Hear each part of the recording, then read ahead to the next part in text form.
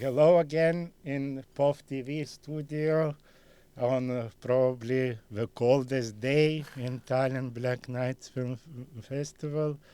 And we welcome Zhannat Alshanovaga, who comes to us from Kazakhstan, maybe opposite weather like we have in Estonia and in Kazakhstan. It's at least quite warm. But becoming is in Baltic film competition. And if you wonder why Kazakhstan's director in Baltic film competition, that's because this film was made in co-production with Lithuania. And our always aim to show what Baltic producers are capable to do with in other countries. Welcome, Zhannat. Your film world premiered in Locarno, then traveled to Busan, and it's already visible to everywhere. So, firstly, I'm curious why, for your first feature, you also took a sports team. Well, first of all, thank you for having me, and very nice to be here in Tallinn. It's my second time. I had my shorts here before, so nice to come back with a feature and to share it with the festival. To answer your question, I guess somehow the idea of the film was born when I was doing my first short film. In the short film, there was a woman. She's in her late 50s, and at the end of the film, she goes to the water. And when we start talking to her about like what it meant, this idea of her getting to the water, we kind of, I think, dived maybe too deep into the backstory, so it started to emerge into a story itself. And since then, it stayed with me, the idea of like of what happened to this woman and when she was younger, and how it developed. Another thing is that I think I found many interesting metaphors about swimming and coming of age and how you find yourself and find your strengths. And your independence. So I feel there was a lot of parallels between kind of a journey of a young woman and the sport. There is something that was like very parallel to each other. So I think that's how it came together. And you yourself, Zhannat, you tried to swim in open water to research a screenplay? I swim a little bit, not as much as you see in the film, but I went to a few competitions in the open water to see how it is, spoke to swimmers, and it was really interesting conversations that kind of sparked even more ideas for the film. And I tried myself as well, but I think especially speaking to the swimmers who are doing it for a long time, kind of made a big impact for the film as well. And in casting process, while looking for actresses, did you had a request that they have to be swimmers? We tried to find. Of course, it was like an important element, so we were considering those who swimmers or who are at least not afraid of the water. For main role for Mila, of course, it was important that she could swim herself, because for others we could do body doubles or stunts, but for her it was important that she knows it and she's not afraid and she would be able to do it. So it was like in the casting process was an idea to try to find the balance between someone who can act and who can swim, because of course it's hard to do both same time. But I think we found a good solution to it. And then how hard was to find Tamiris, your lead actress? She came to the auditioning, and I think it was very fast when I felt that she has this very strong quality. Like she has a very strong face and very strong personality, and even without doing much, you can see what's going on through her internally. So I kind of landed on her very quickly when we were looking for Mila. And did she need to prepare physically or train She was already like in a good level of swimming, not professionally, but like she was capable of doing it. So we did like few trainings to make sure she understands and she knows some tricks. But as well, like she went to the open water with like a coach, so they can swim together and like kind of like experience it fully, like the way the open water swimmers experience it, because it's very different from swimming in the pool. Like you the whole kind of idea of it is quite different. And it's more dangerous, more risky. It's more unpredictable, I would say. But like, for example, in the beginning when I was writing, it was meant to be swimming in the pool. But then I realized that when you swim in the pool, it's all about speed and technique and like your athletic skills. But when we're going to the open water, it's completely different. It's more about how stable you can be in the changing environment. Because every time you go into the water, even if it's the same place, it's totally different. Because the weather could change, the temperature of the water could change, the wave, the stream. So it's every time it's a different setup. And I found that it's an interesting kind of environment to set the story. So that's how we kind of switched to open water. And then another important character is played by Lithuanian, Valentinas Novopolskis. Is it consequences of co-production, or you were searching for someone like him? Did you see his other performances in Latvian film Oleg? Of course, Two Prosecutors by Sergei Loznitsa was later, after I believe, after becoming. But Polish Belarusian film Under the Grey Sky. And we now talk together just a day after this film was nominated for European Academy Award. So did you see earlier films with Valentinas? I didn't know him before we started auditioning. We were looking for Vlad's character, someone who could be like hard to understand where he's from and what he's doing. He's a bit of an outsider. So we were looking for somebody outside of Kazakhstan, so he could add like this layer of ambiguity to his character. And then, of course, because we were like working with a Lithuanian co-producer, the idea came out that maybe it could be a Lithuanian actor. And when I saw Valentin in the casting, in the tape, I was like very impressed. Because he had so many qualities. He could change so much from being boyish, but then being like a man. So he had a bit flirty, a bit playing, a bit serious. So he had like so many shades to him, and he could change so fast and like very smoothly. He was like this fox for me, and I really liked it. I was like, oh, that's interesting, because I didn't want him to be, like this classical character of this coach who is like taking advantage of young women. I wanted him to be more human, more ambiguous, and I think Valentin had all these qualities that he brought to the character. But of course, I watched Oleg after, and I saw him in different amplua. But no, he did a great job, I think. And you may not want to answer this question, but from other directors who worked with Valentinas, I heard that he takes everything very seriously, and he also gives advices for director. Like we had very good conversations with him. I think it was a bit tricky for him to play his character because like he's very ambiguous, in the film. We don't know much about his backstory, about like what's happening, what he's going for, but that was an intention because for me, he's someone like on whom Mila projects her ideas, her dreams, her desires. So he's kind of like almost reflecting her perception, right? So for him, it was a bit tricky to understand what he is. And he was always asking me, but like, what happened to him? But like, I need to know more. I need to understand more.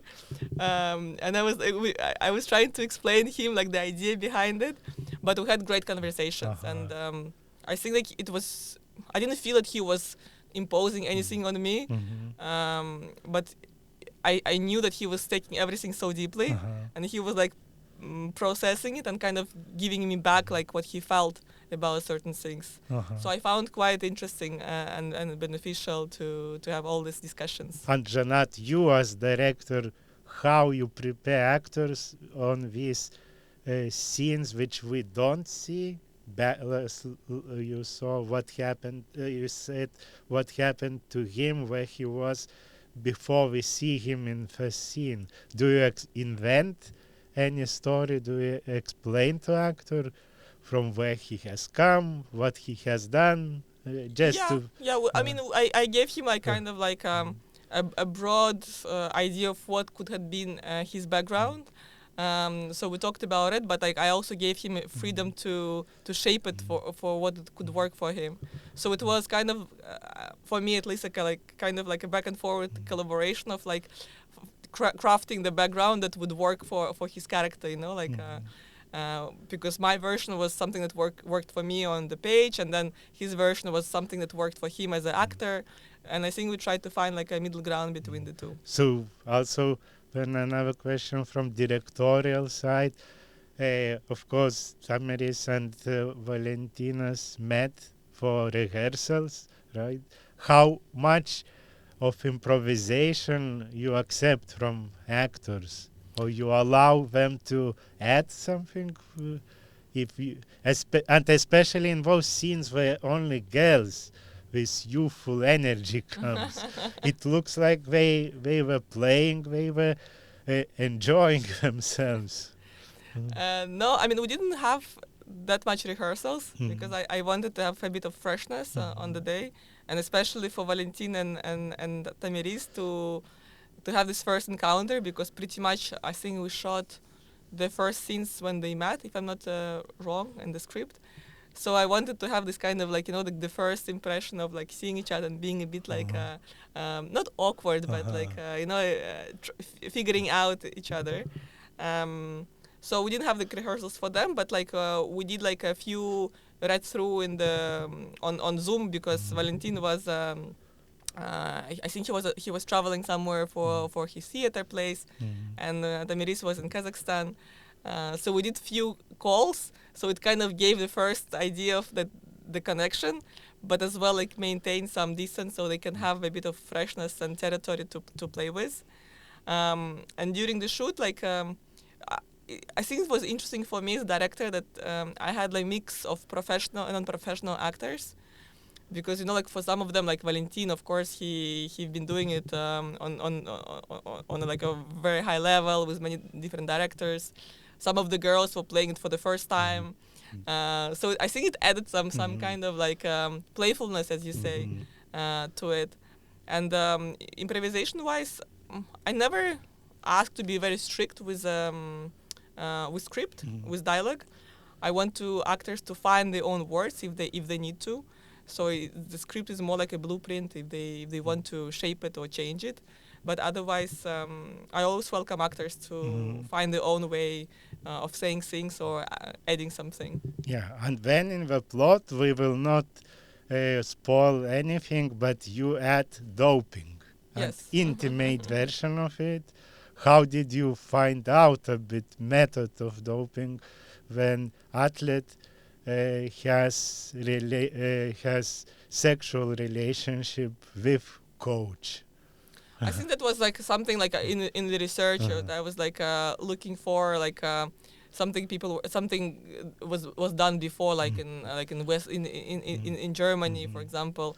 So it was kind of more like an anecdote that they implement, that they kind of dropped in the story to slowly start like giving us the idea that something could happen. But I was as well like looking for different versions of doping and what is happening and what could happen and how athletes potentially could improve their performance or enhance it, and how many different ways they are, because like, you know, like as we talked about the swimming in open water and how important it's to maintain the stillness and the focus.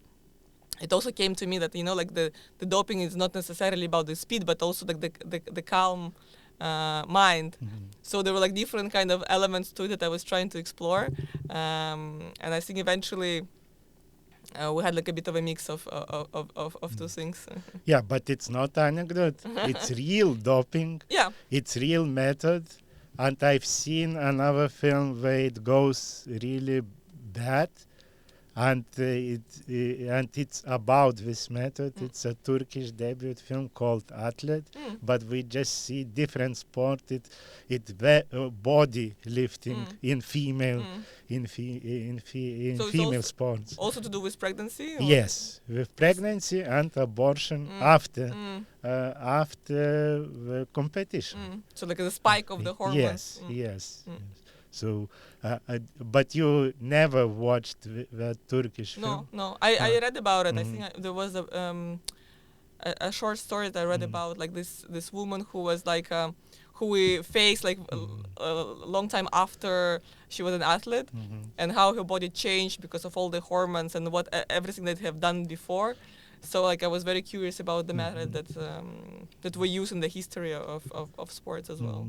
And of course we cannot let you go without mentioning your French DOP. She is the biggest superstar of your film, and how it was possible to bring her to becoming director of photography of Leos Carax. It was actually interesting because we never approached her from our side. We're looking for the French DOP because of the co-production and all the requirements, and eventually somehow the script got into her hands from the agent.